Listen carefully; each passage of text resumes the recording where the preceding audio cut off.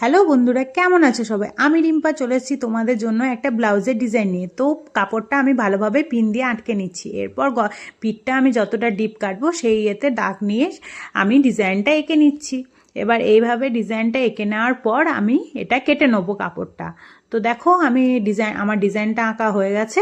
এরপর আমি কাপড়টা ভালোভাবে কেটে নেবো। তো এইভাবে কেটে নিচ্ছি। প্রত্যেকটা কোণ যেন ভালোভাবে বোঝা যায় সেইভাবেই কিন্তু কাটতে হবে, নইলে ডিজাইনটা কিন্তু একদমই ভালো লাগবে না দেখতে। তো দেখো আমার কাটা হয়ে গেছে এর মধ্যে। এরপর কি করব, এই কাপড়টার মধ্যে আমি দুটো পিন লাগিয়ে নেবো যাতে আমার কাপড়টা উড়ে না যায়। তো এরপর একটা ভালোভাবে জাস্ট হালকা একটা সেলাই চাপিয়ে নেবো যাতে কাপড়টা ভালোভাবে সেট হয়, কারণ আমরা এখানে পাইপিং লাগাবো। তো এখানে ভালোভাবে সেলাই করে নিচ্ছি। আর একটা কথা বলে রাখি, প্রত্যেকটা কোণ কিন্তু খুব ভালোভাবে কাটতেও হবে আর খুব ভালোভাবে সেলাইও করতে হবে, নইলে কিন্তু ডিজাইনটা একদমই বোঝা যাবে না। তো দেখো এখানে আমার পুরো সেলাইটা হয়ে গেছে। এবার এর মধ্যে পাইপিংটা বসিয়ে নেবো। আর পাইপিং লাগানোর সময় কিন্তু প্রত্যেকটা কোণই কিন্তু যেখানে যেখানে কোণ আসবে প্রত্যেকটা কোণই কাটতে হবে, নইলে কিন্তু সেই পাইপিংটা বসবে না। আর যদিও বা আমি এখানে রেডিমেড পাইপিং লাগিয়েছি, এটা আমার নিজস্ব তৈরি করা নয়। রেডিমেড পাইপিংটা লাগাতে আমার বেশ ভালোই সুবিধা হয়, সেটা আমার মনে হয়, আর সময়টাও কম খরচা হয়। তো দেখো প্রত্যেকটা পাইপিনের ইয়েতেই একটা করে ছোট ছোট করে কাট লাগিয়ে দেবো। কাটটা লাগিয়ে দিলে কি হয়, পাইপিংটা ফিনিশিংটাও ভালো আসে উল্টে দেওয়ার পর। এরপর উল্টে দিয়ে আমরা এখানে চাপ সেলাই দিয়ে দেবো।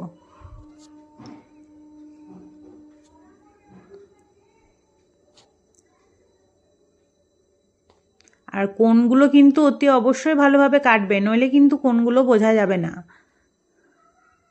আর একটু সময় নিয়ে ধরে ধরে করলেই এর কাজগুলো, এই পাইপিনের কাজগুলো খুব ভালো হয় আর দেখতেও সুন্দরই লাগে। তো দেখো এখানে আমার পাইপিং লাগানো হয়ে গেছে। এবার এটাকে আবার উল্টে চাপ সেলাইটা দিয়ে নেব।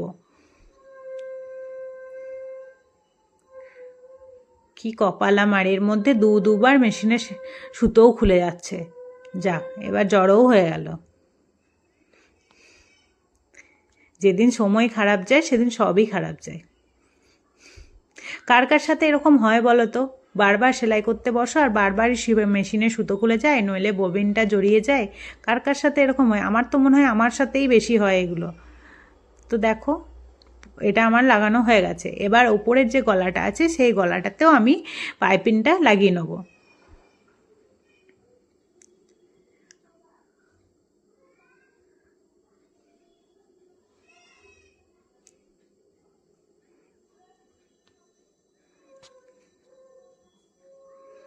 তো আমার গলাটাতে পাইপিংটা লাগানো হয়ে গেছে।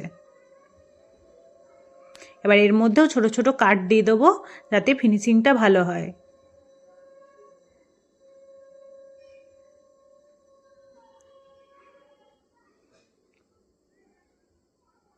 এবার এখানেও ডবল চাপ চাপ সেলাই দিয়ে দেবো।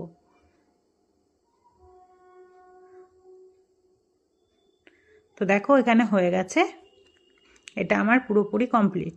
এরপর আর একটা যে পার্ট আছে সেই পার্টটাতেও আমরা ভালোভাবে পাইপিং বসিয়ে সেলাই করব। তো তার আগে এটার মধ্যে আমি ভালোভাবে পিন আটকে নিচ্ছি যাতে সরে নড়ে না যায়।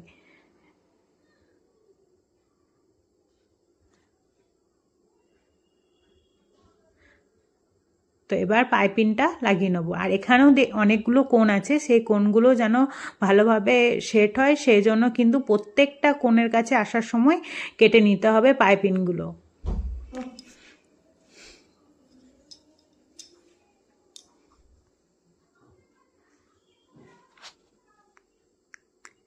তো দেখো এখানে আমার পাইপিংটা লাগানো হয়ে গেছে এবং প্রত্যেকটা কোণেই কিন্তু আমি কাট লাগিয়েছি। এইভাবে প্রত্যেকটা কোণে কাট লাগাতে হবে, নইলে কোণগুলো একদমই ভালোভাবে বসবে না। তো আবারও ছোট ছোট কাট দিয়ে দিচ্ছি যাতে পুরোটাই ভালোভাবে বসে যায়।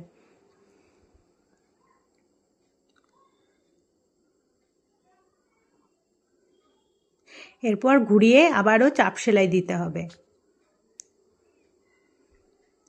আর কোণগুলো যখন আসবে তখন একটু ধরে ধরে কাজটা করতে হবে যাতে কোণগুলো ভালোভাবে বোঝা যায়।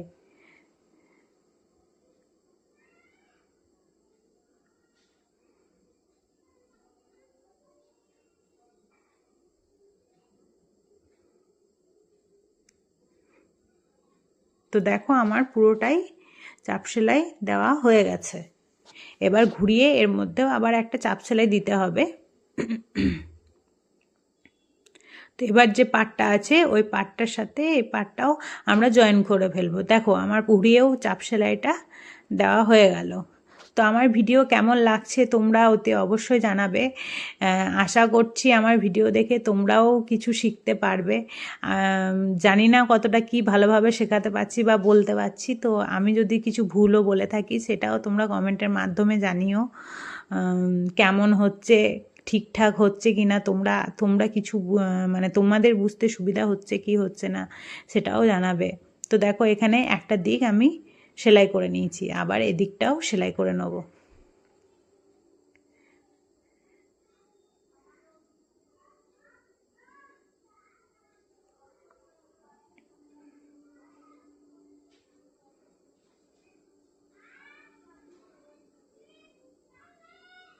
তো দেখো এখানে আমার এটাও সেলাই করে নেওয়া হয়েছে। এরপর আবার একটা চাপ সেলাই দিয়ে নেবো যাতে এটা ভালোভাবে সেট হয়ে যায়।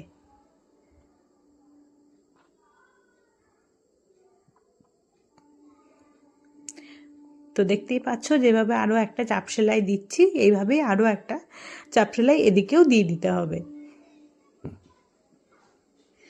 ব্যাস, তাহলেই হয়ে গেল আমার ডিজাইনটা কমপ্লিট। এবার এর মিডিল পোর্শনটাতে আমি একটা বোতাম লাগাবো ভেবেছি। তো কেউ যার যেটা ইচ্ছা সে সেটাই দিতে পারে। তো আমার মনে হলো এখানটায় একটা বোতাম দিলে ভালো লাগবে। তো দেখো কেমন লাগছে।